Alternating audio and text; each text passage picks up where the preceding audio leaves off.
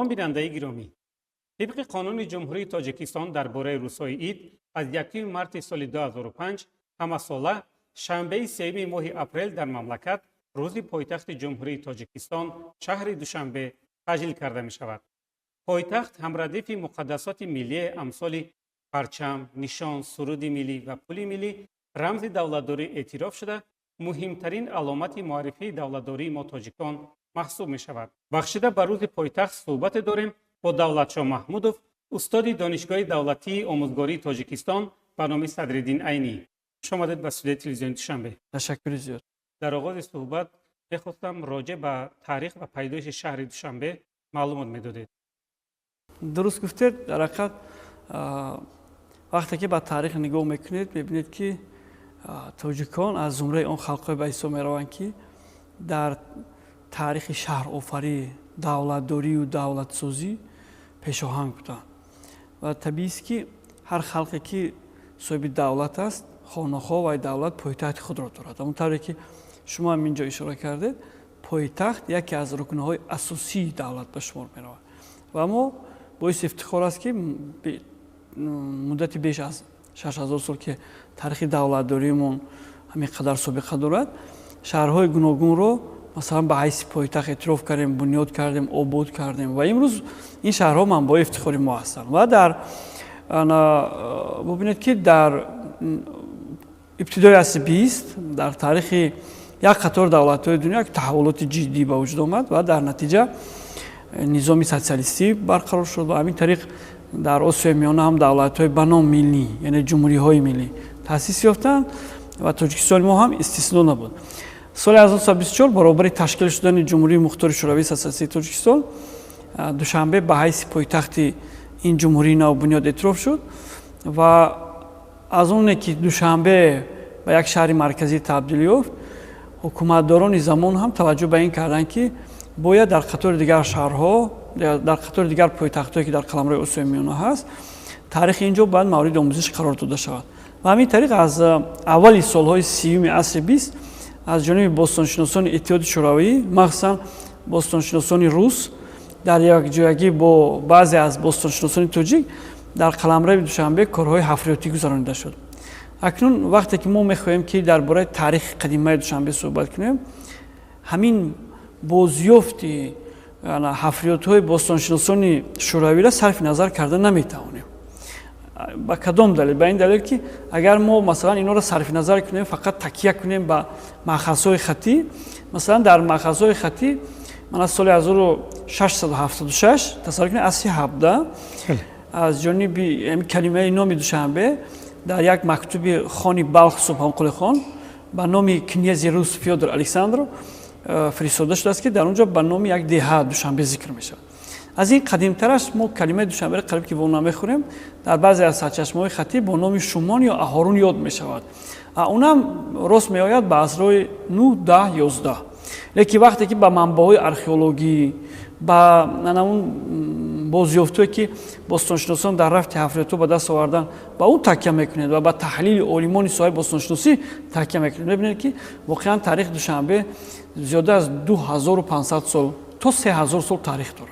این شما تصور کنید که با واسطه همین اصول عالمان در زمان شوروی معین کردند که واقعا دوشنبه تاریخ خیلی طولانی دارد.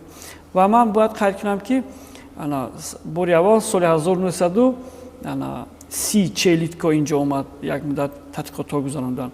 بعد سال 1932 باز همین لیتکا همراه چندی از باستانشناسان دیگر در قلمرو دوشنبه حفریات گذراندن و در نتیجه حفریات که اینا گذراندن اصلا در سالهای دریای ورزاب قلمرو امروزه دوشنبه حفریات گذراندن یک باشگاه پیدا کردن.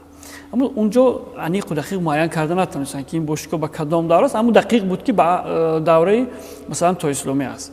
بعدا سال 1941 کارهای حفریاتی گفتن آمد که قبل از شروع جنگ بزرگ وطنی در اینجا کارهای حفریاتی سر شد. یک گروه ارخئولوژها اومدن تحت رهبری سمولیچ باستانشناس روس در اینجا حفریات گذراندن و از قلمرو دوشنبه якчанд бошишгоҳҳо ва сафолпораҳо, ганҷинаҳое пайдо карданд ки онҷо сафолпораҳои хеле зиёд буд ва дар натиҷаи ҳафриёт, омӯзиш, таҳлил дар худи Москва, дар Санкт-Петербург, дар дигар шаҳрҳои марказии собиқи Иттиҳоди Шӯравӣ муайян шуд ки дар аввал медонед инҷа мегуфтанд ки таърихи Душанбе дар асоси ҳамин бозёфтаҳои соли 41 ба ҳазораи яки то милод рост мебиёяд.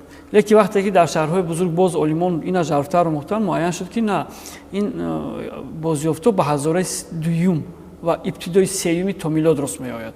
Ина шумо тасаввур кунед ки ин хеле таърихи коҳан дорад. Лекин вақте ки ҷанги бузурги ватанӣ ҳам сар шуд, ба рафти корҳои ҳафриётӣ ин монеа эҷод кард. Баъдан дар соли 1948 мутахассиси таърихи водии Ҳисор, бостоншиноси намоёни Иттиҳоди Шӯравӣ, олими намоён воқеан Акладников, ки барои тоҷикон хизмати бисёр бузург кардааст, дар ин ҷо дар Душанбе ҳам ҳафриёт гузаронид. Аз ин ҷо бошгоҳи давраи неолитӣ, давраи асри биринҷро пайдо кард ва ин ҷо аз сабаби оне ки маданияти пайдошудаи ин ҷо ба маданияти бошгоҳи Ҳисор, теппаи ғозиёни Ҳисор монандӣ дошт, ба ҳамин хотир рамзан Акладников ҳамин бозёфтҳои Душанберо бо номи маданияти Ҳисор ёд мекунад ва дар мақолаҳо китобош навиштааст ки дар таърихи имрӯз ҳам масалан дар донишгоҳ вақте ки дарс мегирем ба донишҷӯён мегӯем ки ҳар бозёфтҳое ки масалан аз ин ҷо пайдо шуд соли 1948 аз ҷониби Акладников, инҳо ба маданияти Ҳисор иртибот доранд. Акнун вақте ки мо маданияти Ҳисор мегӯем, тамошобини азизи мо гумон накунад ки ин иртибот мегирад танҳо ба ноҳияи Ҳисор. Аз сабаби ине ки бозёфтҳои ин ҷо Ҳисор ва атрофи Ҳисор, ҳатто баъзе аз ноҳияҳои вилояти Хатлон аз рӯи як сабк сохта шуда буданд, ба ҳамин хотир мегуфтанд ки маданияти Ҳисор, чунки бори аввал ҳамин навъи маданият аз қаламрои Ҳисор пайдо гардид. Баъд соли 1958 ҳамин гуна ҳафриётҳо идома ёфт. Соли 1985, 89 хулоса дар солҳои баъдӣ ҳам аз ҷониби бостоншиносон аз ҷумла Бубнова, Филимонова, Азизов, Абдуллоев ва чанде аз бостоншиносони дигари мо аз ҷумла академик Юсуфшоҳ Ёқубов дар ин ҷо ҳафриётҳо гузаронида шуд ва олимон муайян карданд ки воқеан таърихи Душанбе ин бештар аз 2.5 то 3000 сол таърих дорад. Ва як нуктаи дигарам бояд қайд кунам ки дар натиҷаи ҳафриёт муайян гардид ки ҳанӯз дар замони ҳахоманшиниҳо ва юнону бохтариҳо Душанбе ба ҳайси шаҳр эътироф мешудааст. Ба кадом далел? Ба ин далел ки аз ин ҷо махсусан анами ҳозира боғи Ирам мегӯем, собиқ боғи ботаникӣ ки мегуфтем, аз ҳамин ҷо арки подшоҳӣ пайдо гардид.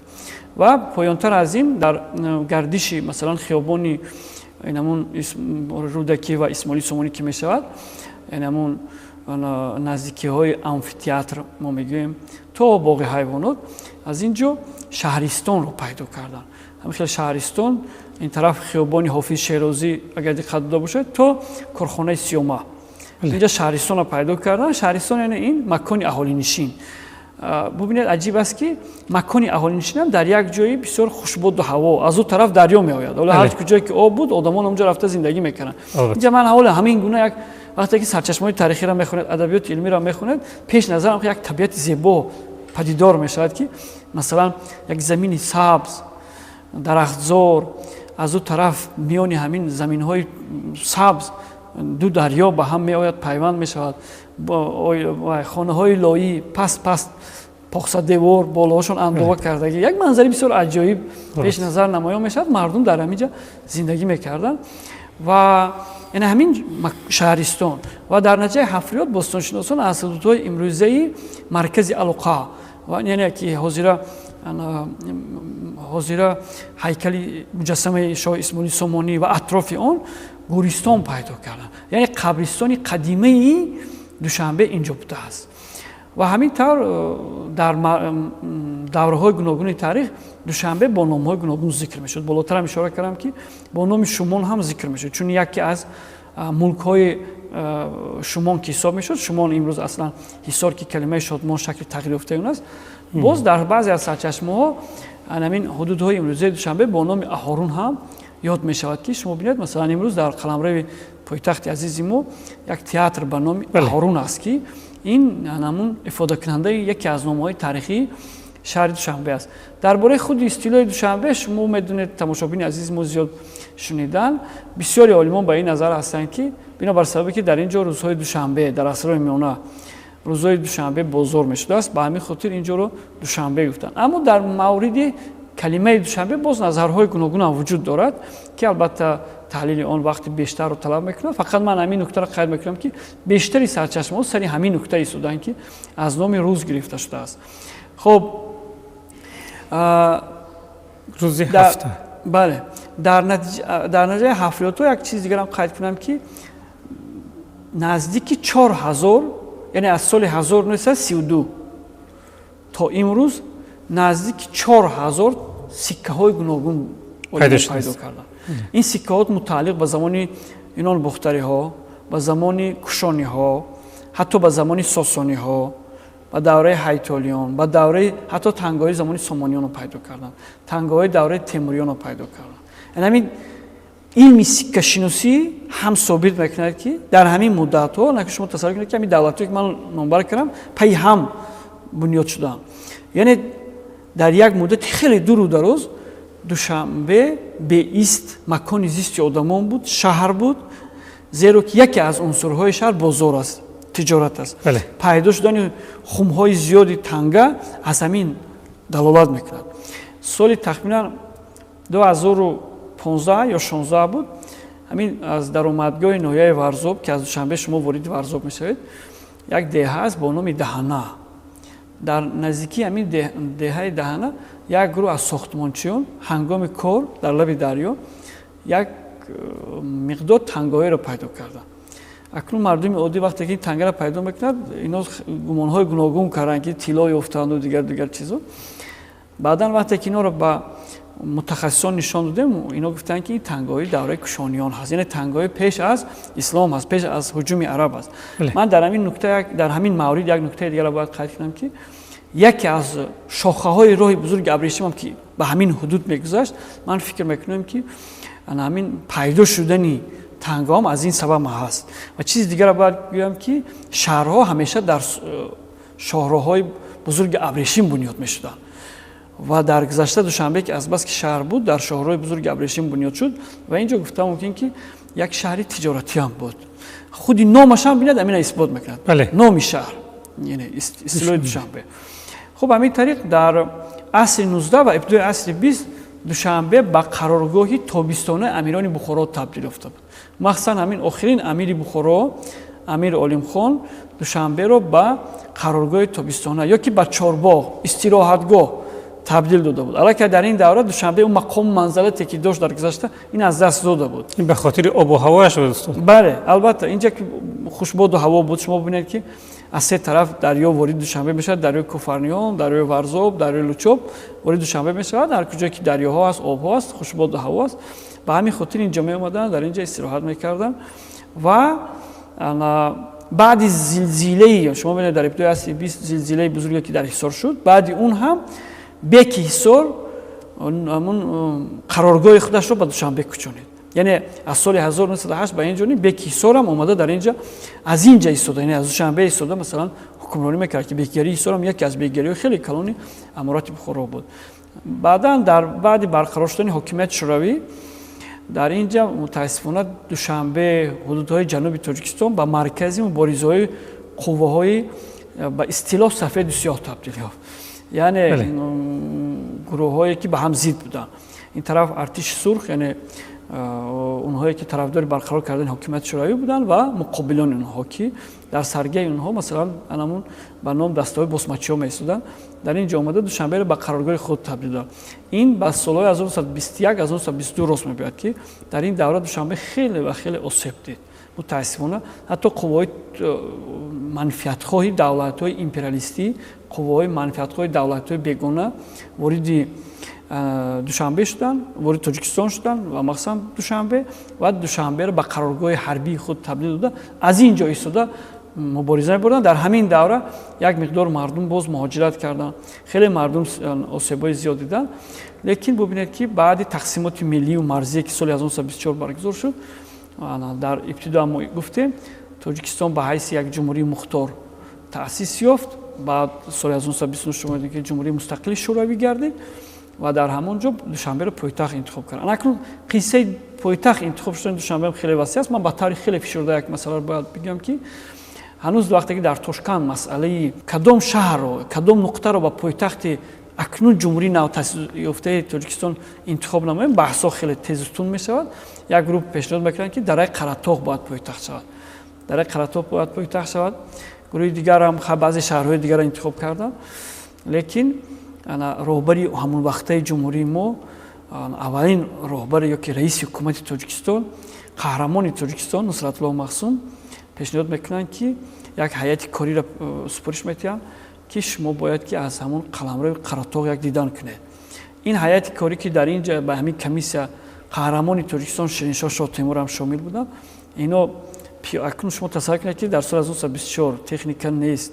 Инҳо тавассути аспу хар инҷо мебиёнд ва ҳангоми Қаратоғ дидан ва мебиёнд ба Душанбе. Ҳамин Душанбе омаданд. ин ҳамин мавзеъ барои аъзои комиссия бахусус Шириншоҳ Шоҳ Теймур равонашон шуд буд, писанд меояд. ва паём мефиристонанд ба Нусратуллоҳ Махсум ки ҳамин гуна. ва аз боягонӣ мо як акс пайдо кардем. Дар поёни акс тахминан хел як ҷумла аст, гуфта шудагиаст ки ҳайати ҳукумати Тоҷикистон ҳангоми сафар ба пойтахт. унҷо акси Нусратуллоҳ Махсум аст, дар лаби як об нишаста, аспошон дуртар баста шудагиаст, ҳайати ҳукуматӣ дар он ҷо нишастанд ва онҳо озими Душанбе доранд, яъне ба самти Душанбе меоянд. вақте ки ино мебиёнд Душанбе амин он вақт акнун ба сони як деҳа қариб ки буд. инҷоро интихоб мекунанд ки пойтахт шавад. чи ҳастро ба инобат мегиранд. якум ин ки дар инҷа қароргоҳи ҳарбии артиши сурх буд. шумо медонед ки вазъ ҳанӯз ҳам хароб буд. ин қароргоҳ ба муборизаҳои давом меёфт. бале ин лозим мешуд. қароргоҳи ҳарбӣ лозим мешуд. гузашта аз ин ҳамун шароити табииш мусоид буд. яъне шумо тасаввур кунед ки Қаратоғ агар вақте ки масалан пойтахт эълон мешуд, имрӯз шумо нигоҳ кунед, мо пойтахтро васеъ кардастем. имкони васеъ намудани пойтахт вуҷуд надошт.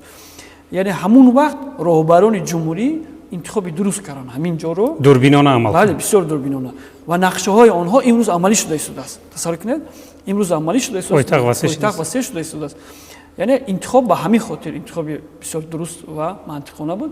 ҳамин тариқ дар Душанбе аввалин ҳайати ҳукумати Тоҷикистон моҳи феврали соли 1925 вориди акнун Душанбе мешаванд ва дар наздикии ҳозира боғи Устод Рӯдакӣ, собиқ боғи Ленин, дар ҳамин ҷо як майдон оро медиҳанд, мардум ҷамъ мешаванд, аскарони сурх он ҷо буданд. баъд дар ҳамон ҷо рӯзи 15 марти соли 1925 як минбар месозанд. аз ҳисоби мардум як матои сурх оварда атрофи онро мепечонанд.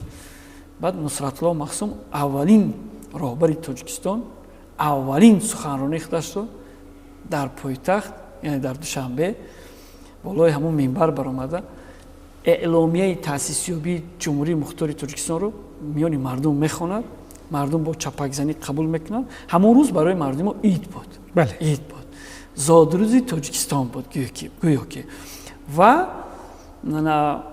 худи ҳамон рӯз аввалин дар Душанбе аввалин рӯзномаи ҳукумати ҷумҳурии Тоҷикистон бо номи Иди Тоҷик чоп мешавад, ки баъдтар ин номи Бедории Тоҷика гирифт, баъдан Тоҷикистони сурх шуд, баъдан Тоҷикистони советӣ шуд, баъдан Тоҷикистони шӯравӣ шуд, имрӯз ҷумҳурият.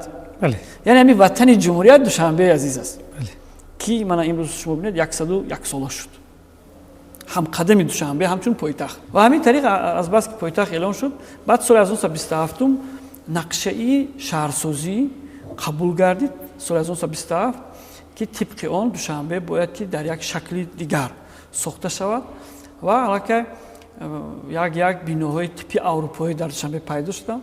ва яке аз биноҳо ин бинои хонаи деҳқон буд, ки дар ҷои собиқ бинои театри академияи драмавӣ ба номи Маяковский, Владимир Маяковский, ҳоле рӯ ба рӯи фурӯшгоҳи марказӣ ба истилоҳ Сум, ки заминаш холӣ аст. унҷо ҳамин бинои деҳқон сохта шуд. баъдан ин бинои маъмурӣ буд. аксарияти маҷлисҳои ҳукуматии давлатӣ инҷо мегузашт. баъдан соли 1929 7 ноябр аввалин театр дар Душанбе, театри Каспӣ, ки имрӯз ба номи устод Абулқосим Лотӣ аст, таъсис ёфт дар заминаи хонаи деҳқон. хоб худи ҳамон сол ба Душанбе аввалин поезд омад. инам як дастоварди бузург буд барои мардум. аксарияти мардум,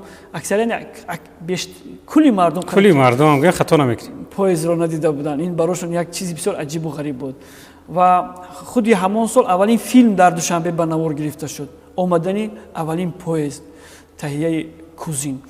سال 1930 در دوشنبه رادیو فعالیت شروع کرد. اولین برنامه‌اش رادیو و گازیتا. خب یک چیزی بسیار عجیب است، شما ببینید اولین مکتب عالی در تاجیکستان در دوشنبه تأسیس یافت. حاضر دانشگاه دولتی آموزگاری تاجیکستان به نام صدرالدین عینی. از بس که حالا دانشگاه سال 31 تأسیس یافت، از بس که در پایتخت در دوشنبه یک بینایی نبود که در آن بنا دانشگاه فعالیت کرد، تخمینا از 1 سپتامبر سال 1931 تا اولهای سال 1932 همین دانشگاه اولین ما در شهر تاشکند فعالیت کرده است. اینجا امکانیت شرایط نبود. بعد در پهلوی راست حاضر هیکل اسماعیل سامانی یک بینایی، یک آشیانه لایی دانشگاه را آوردن در همونجا جای کردن. بسیار عجیب است. همونجا جای کردن. بعداً بیناهای امروزه ساخته شد. سال 1933 1937 تا 39 بیناها ساخته شد، اینجا آوردن کوچاندن. و از روی یادداشت‌های گذشته، از روی یادداشت‌های مثلا عالمان متخصصان میگن که سال 1939 علاکه همین راه بین از دانشگاه آموزگاری تا کمیته مرکزی حوزه حکومت جمهوری تاجیکستان که در گذشته مثلا مردم به اصطلاح سکه میگفتن، یک راهی لایی پرخاک بود که در ایام بهار با اسب و عربه گذشتن مشکل بود. همه لای بود. یعنی تصور کنید که دوشنبه در سال 1939 چگونه بود. خب همین طریق خلاصه راه‌ها ساخته شدن، جا کارخانه‌ها ساخته شدن، نمای شهر هم تا جای ایستگاه تغییر یافت. مثلا بعد بیناهای گوناگون از جمله بینای دانشگاه طبی تاجیکستان ساخته شد. سال 1948 بینای دانشگاه 49 بینای دانشگاه دولتی تاجیکستان، حالا دانشگاه ملی تاجیکستان، اگرچه که دانشگاه سال 48 تأسیس یافت اما بیناهاش سال 49 به فعالیت شروع کردن. سال 1951 شما ببینید که بینای اکادمی علم ها ساخته شد. سال 1960-61 در دوشنبه و عموما در تاجیکستان یگانه باغ حیوانات با تشبث راهبر وقت جمهوری ترسون الجبه در دوشنبه ساخته شد. یک چیز دیگر هم باید بگم که سال 1955 با تشبث راهبر جمهوری عالم نمایان تاجیک اکادمیک بوجان غفوروف که راهبر جمهوری بودن اون زمان، باری اول در تاجیکستان خط حرکتی ترالیبوس ساخته شد و اولین ترالیبوس سال 1955 به حرکت در آمدن و سال 1959 بینای تلویزیون تاجیک با کار شروع کرد که هم یک نوگانی بسیار بزرگ برای ملت ما بود. خلاصه تا استقلالیت دوشنبه از اون دوشنبه که مثلا در تا سال 1924 بود خیلی فرقیت میکرد، اما دوشنبه زمان شوروی ما یک شهرکی تیپی اروپایی را میمون که مثلا در یک گوشه آسیای میانه ساخته شد و این هم خدمت خلق تاجیک است. خدمت بسیار صداقتمندانه خلق ما است که ما توانستیم در یک مدت کوتاه همین یک شهرک تیپی اروپایی را سازیم و این بار دیگر ثابت می‌کند که ملت ما واقعا ملت بنیادکار است. در زمان استقلالی ما شهر دوشنبه را بسیار شکوفانه و آباد می‌بینیم. استقلالیت دولتی در برابر رشد تاجیکستان با پایتخت از زمان شهر دوشنبه چگونه امکانیت‌ها داد؟ واقعا وقتی که ما میگیم استقلالیت، همون عباره راهبر دولت پیش نظر میگیرد که استقلالیت نعمت بی‌بهاست. اکنون همین بی‌بها بودن همین نعمت چند پهلو دارد. وابسته به موضوعی که صحبت داریم، همین باید قید کنیم که استقلالیت به ما امکان داد که، یعنی به همین خلق تاجیک امکان داد که از روی آرزوها و آرمانهای ملیش می‌باید زندگی کند، می‌باید بسازد، می‌باید حیات خودش را معین و در زمینه آن حیات نسل‌های آینده‌اش را انکشاف ببخشد.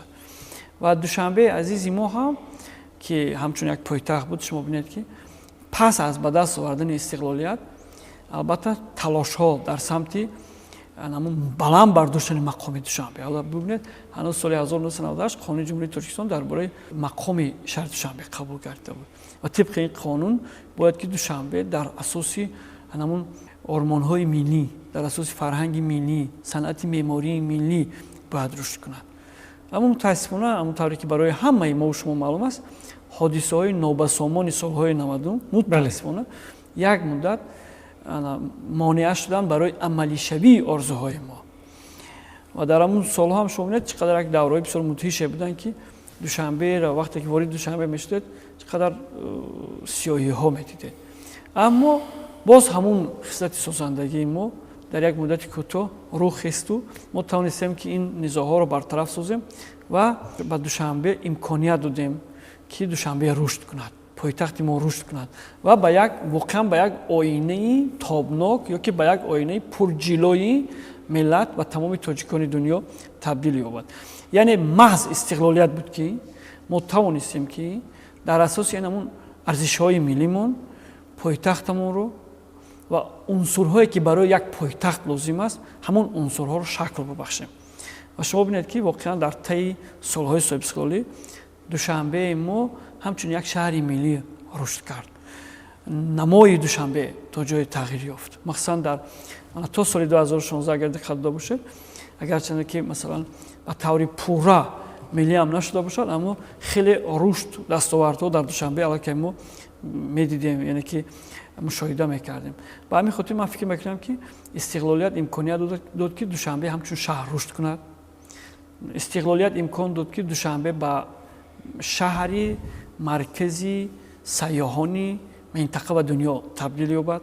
истиқлолият ба Душанбе имкон дод ки Душанбе ба на танҳо ба пойтахти Тоҷикистон, балки ба пойтахт ё ки ба оина ё ки ба шаҳри умеди тоҷикони рӯи дунё табдил ёфт. гузашта аз ин дар Душанбе имрӯз бузургтарин ҷашнҳои мо, ҷашнворуҳои мо, идҳои мо масалан бо он тарзе ки дар гузашта буд таҷлил мешавад.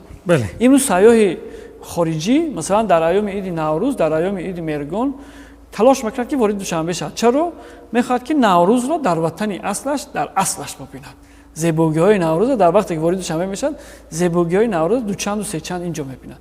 аз оне ки дар дигар шаҳрҳои берун аз Тоҷикистон мебинад, дар Душанбе зеботар мебинад. ҳамаи ҳамин ман гумон мекунам ки ба туфайли истиқлолият аст. тавре мушоҳида менамоем роҳбарияти шаҳри Душанбе ба рушди соҳаҳои гуногуни пойтахт ва беҳтар гардонидани сатҳи зиндагии сокинон тамоми тадбирҳоро меандешад. дар давоми якчанд соли охир шаҳри Душанбе ва ноҳияҳои он чӣ гуна рушд намуд? бале, ба ин савол аввалан ман бояд як масъаларо бояд манзури тамошобини азиз гардонам ки шумо агар ҳамин хел ба як баландӣ бароиду аз як баландӣ ба Душанбе назар афканед, фарз кардем агар шумо нафаре бошед ки 20 сол пештар аз Душанбе баромада бошеду ҳамин гуна манзарара пеши назари шумо ҳувайдо кунад, шумо он Душанбе пештара дигар намешиносед. вале агар диққат дода бошед, масалан мо баъзан ҳолате мешавад ки дар беист ки мо сокини Душанбе ҳастем, дар ҳамин Душанбе зиндагӣ мекунем, ҳолате мешавад ки барои аз як кӯча ба кӯчаи дигар Душанбе рафтан дигар раҳгум мезанед. ҳоло нафаре ки дар ҳамин Душанбе камол ёфтааст, нафаре ки дар ҳамин Душанбе зиндагӣ мекунад, раҳгум мезанед. ҳамин худаш дарак аз чӣ медиҳад? дарак аз он медиҳад ки симои Душанбе куллан тағйир ёфт. махсусан таи ҳамин 10 соли охир агар диққат дода бошед, таи 10 соли охир мо як шаҳр сохтем. шумо бовар кунед, мо як шаҳри нав сохтем. ина дар оянда таърих баҳо медиҳад, хоҳ нохоҳ. имрӯзам раванди созандагии Душанбеи нав идома дорад ва ин шаҳри мо аз шаҳри қаблии мо як фарқияти бузургаш дар ҳамин аст. шаҳри имрӯзаи мо шаҳри миллӣ аст, намои миллӣ дорад. дар як суҳбаташон тахминан 10 сол қабл пешвои миллат вақте ки дар бораи санъати меъмории шаҳри Душанбе суҳбат кардам, ки ман бевосита онҷо иштирок доштам, гуфтанд ки мо дар оянда бояд ки тахминан ба ҳамин мазмун ҷумлаҳо гуфтанд, мо дар оянда бояд таваҷҷӯҳ ба ин кунем ки биноҳое ки дар Душанбе сохта мешавад намои миллӣ бояд дошта бошад. аз рӯи санъати меъмории миллии тоҷикӣ ва ориёӣ сохта шавад. ана ҳамин чиза давоми 10 соли охир аллакай мо мушоҳида мекунем. барои исботаш пеш назар биёред масалан ҳамин бинои осорхонаи миллиро ё бинои китобхонаи миллиро. ин ҳамин шабу рӯз дар паҳлӯи он бинои театри миллӣ сохта шуда истодааст. ҳар гоҳе ки аз назди он мегузаред аҳамият додед, ҳамин фикр мекунед ки ҳамин шояд қасрҳои боғи ширин бошад. пеш назар масалан мо ки таърихчӣ ҳастем, пеш назар ма мехелам ё ки яке аз қасрҳои тахти ҷамшед аст, ё ки яке аз мадрасаҳои бузурги Самарқанд аст ё Бухоро аст. яъне дар вай мо худро мебинем, гузаштаи худро мебинем. ё ҳамин бинои қасри миллат бисёр як шукӯҳи шаҳомати хоса дорад. ҷуз ба ҷузи он тафсир мехоҳад. ҳамин ҳар сутуми он бовар кунед таърих аст. ё бинои парлумони Тоҷикистон, ё бинои ҳукумати Тоҷикистон, و یک چیز بسیار عجیب است که همین کاخ نوروز، بله، کاخ نوروز با تمام جزئیات از تاریخ ما است، با تمام جزئیاتش. باور کنید من سراپا اینا تحلیل کردم، از داخل تاریخ آریایی ها رو تجسم میکنند. اونجا نه صنعت معماری شهادت همین است. بگذشته از این همون فلسفه که در داخل وی نهفته است معماران تهیه کردن که خوشبختانه معماران تاجیک بودن، تاریخ آریایی ها را تجسم میکنند. نه تاریخ ترک است اونجا، نه تاریخ عرب است، قریب که نه تاریخ اسلام است، بالکل تاریخ صاف تاریخ آریایی های ماست. یعنی همین گونه اگر دقت داشته باشید سلسله بیناها در قلمرو شهر دوشنبه ساخته شده ایستادند که این باعث خوشنودی است برای ما، مثلا آموزگاران، برای ما نفرانی که با تاریخ مثلا سر و کار داریم. همین گونه پدیدار میشود که واقعا ما یک شهری ملی ساختیم و ساخته ایستادیم. و چیزی دیگر، ساکن پایتخت بودن واقعا افتخار است. اما شعارهایی که امروز هست بعضا دقت داشته باشید، ما در کوچه و گلگشت و خیابان‌ها قدم میزنیم، همین خیلی شعارها رو ببینید، ساکن پایتخت بودن افتخار است. بله، بعضا همین جمله رو نادیده میگیریم. برای اثباتش برید و تماشابین عزیز یک حالت رو ثابت نماییم که یک حالت رو پیش نظر بیاریم که این حرفای ما رو ثابت میکنه. اگر دقت داشته باشید، من در جریان صحبت ما گفتیم که امروز شهر دوشنبه در حساب بعضی دهه‌های ناحیه رودکی شهر دوشنبه وسیع گردیده است و اگر با ساکنان همین دهه‌ها صحبت کنید، از اون که حدود زیستشان با قلمرو شهر دوشنبه وارد میشود، خرسند میشوند. البته خرسند میشوند که ما ملکه مردم دوشنبه هستیم. دوشنبه ما در گذشته خیلی تغییرات کلی دارد و در ناحیه ها هم، در مثال ناحیه ها هم اگر دقت کنید، شروع از نام ناحیه ها هم در گذشته مثلا همین 4 ناحیه شهر دوشنبه نام های غیر ملی داشتند. مثلا همین ناحیه اسماعیل سومانی با نام ناحیه اکتبر شناخته میشد، یا که مثلا ناحیه شاه منصور با نام ناحیه راه آهن همین خیلی بود، ناحیه سینا با نام ناحیه فرونزه، ناحیه فردوسی با نام ناحیه مرکزی که اون وقت مردم کم مرکزی میگفتن، سنترال نی. بله، ناحیه سنترال نمیگفتن. همین خیلی ناحیه بود. یعنی اکنون شما ببینید که نام‌های ملی ما با ناحیه‌های دوشنبه عزیز گذاشته شد. مثلا ناحیه فردوسی با نام یکی از شخصیت‌های بسیار نمایان تاریخ و فرهنگ تاجیکان و فارس‌ها، یا ناحیه شاه منصور، چهره‌ای که در عصر 19 همگان اینا میدونن برای مردم نیکی‌های خیلی زیاد کرد. خب امروز هم پژوهش‌ها اطراف این رفته است به خاطر باز هم معرفی کردن نام شاه منصور، یا که ناحیه سینا به نام حکیم ابن سینا و ناحیه اسماعیل سومانی به نام اساسگذار دولت سومانیان امیر اسماعیل سومانی. و این باعث افتخار است که نام‌های ناحیه‌های ما هم تغییر یافت، حدود ناحیه‌ها هم وسیع شد، سیمای ناحیه شهر دوشنبه هم با کلی تغییر یافت، زیبا گردید. و امروز شما ببینید که در داخل شهر دوشنبه مجسمه‌های مثلا مجسمه‌های چهره‌های هستند که اینها در تاریخ ما ماندگار هستند.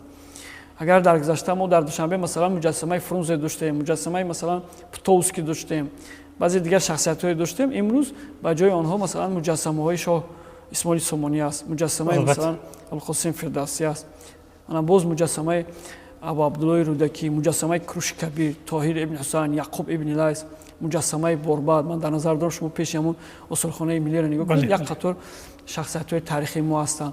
و امروز شما ببینید ما مثلا نوروزگاه داریم، گلگشت و خیابان‌هامون هم تغییر یافته است.